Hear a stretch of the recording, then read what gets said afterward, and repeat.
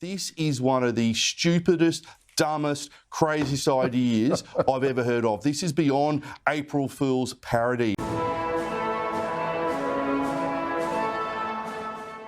Chris Bowen in the press club yesterday actually said that this would not be a bad idea, that Australians would be able to use their electric vehicles to charge their homes and be paid to put their cars' stored energy back into the electricity grid under this proposal that Chris Bowen said would work.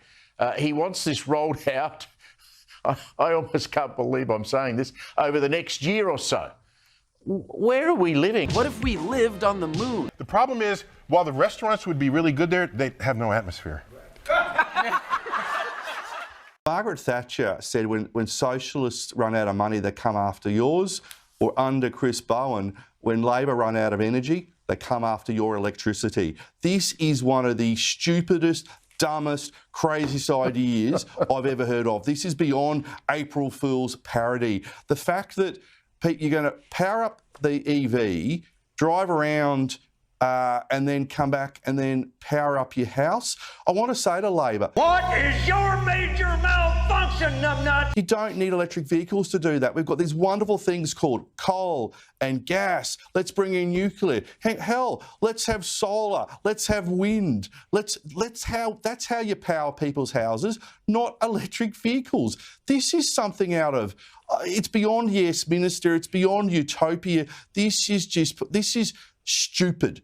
It's stupid. And he is taking the Australians for a ride with this type of madness. The sooner we get rid of this Labor government, the better. Bring it on.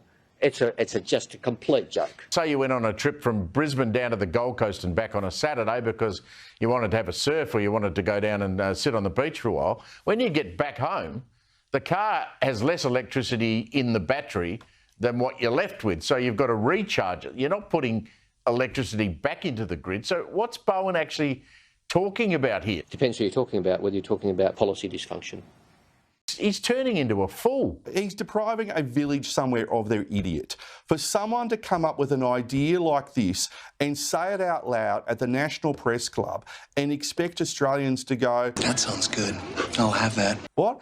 You're going to power a car out of the grid, drive it around, it's going to come back empty, and then you're going to power the house? This guy, he's one step away from all of us putting hamster wheels in our house to make sure that's how we power up our TVs and our heaters in the middle of winter. It's just science, eh?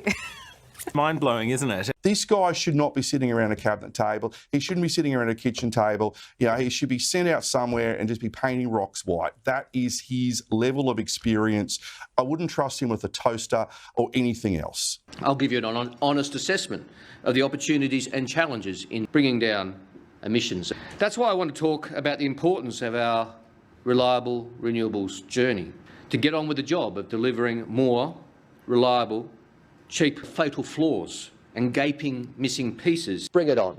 It's just a complete joke.